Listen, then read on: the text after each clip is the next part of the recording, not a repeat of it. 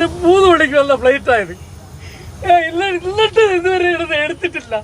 എന്റെ വാപ്പായെ കാണണം. വാപ്പ മരിച്ചു കിടക്ക. നേരത്തെ പറഞ്ഞിട്ട് വേറെ ഫ്ലൈറ്റ് പിടിച്ചു പോയല്ലേ. വെതർ കണ്ടീഷൻ അത് ഒരു കുഴപ്പമില്ല. എല്ലാ എയർപോർട്ടിൽ പോകുന്നുണ്ട്. മരിച്ചിട്ട് കിടക്കുകയാണ് എന്റെ ഭാഗം. എന്റെ സിസ്റ്റർ ഉൾപ്പെടെ എന്റെ അകത്ത്. ഞാൻ രാവിലെ 3 മണിക്ക് ഇവിടെ എത്തിയതാണ്. 3 മണിക്ക് രാവിലെ എയർപോർട്ടിനകത്ത് കയറി വെള്ളം പോലും. ഇതിനകത്ത് 2 വയസ്സായ കുട്ടിയുണ്ട്. ഭക്ഷണം കിട്ടിയിട്ടില്ല. ഞങ്ങൾക്ക് ഇതുവരെയും ഭക്ഷണം കിട്ടിയിട്ടില്ല. പുലർച്ചെ 6:30 പോണ്ട ഫ്ലൈറ്റ് ആണ് ഈ കണ്ടത്. എത്ര മണിക്കൂർ ഡിലേ ആക്കിയെന്നറിയോ? അതിന് റീസൺ പറഞ്ഞത് ക്ലൈമറ്റ് ഫ്ലക്ച്വേഷൻസ് ആണ്. അതിന് റീസൺ പറഞ്ഞത് മറ്റുള്ള ഫ്ലൈറ്റുകളൊന്നും പോയില്ലേ.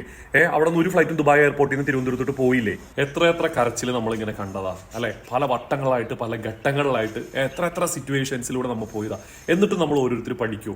ഞാനടക്കമുള്ള നമ്മളെല്ലാവരും ഇല്ല പ്രവാസികളായിരിക്കെ എല്ലാവരും തന്നെ ഇല്ലാത്ത പൈസ കൊടുത്ത് ഉണ്ടാക്കി വലിയ മൊബൈൽ വാങ്ങിക്കുക, കാറ് വാങ്ങിക്കുക, ലോൺ എടുത്ത് വീട് പണിയുക, മക്കളുടെ കാര്യങ്ങൾ എത്ര കഷ്ടപ്പെട്ടായാലും നമ്മളൊക്കെ ചെയ്തു കൊടുക്കുക.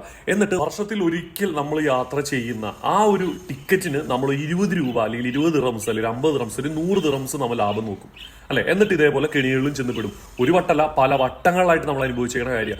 ആർക്കു വേണ്ടി നമ്മൾ സമ്പാദിക്കുന്നത്? നമ്മുടെ ഒരു യാത്ര ദുരിതപൂർണ്ണമാക്കിയിട്ട് നമ്മൾ എന്തിനാണെങ്കിലും ഒന്ന് മനസ്സിലാക്കുക. അറ്റ്ലീസ്റ്റ് പോകുമ്പോൾ ഈ വക ഫ്ലൈറ്റുകൾ ഒഴിവാക്കുക.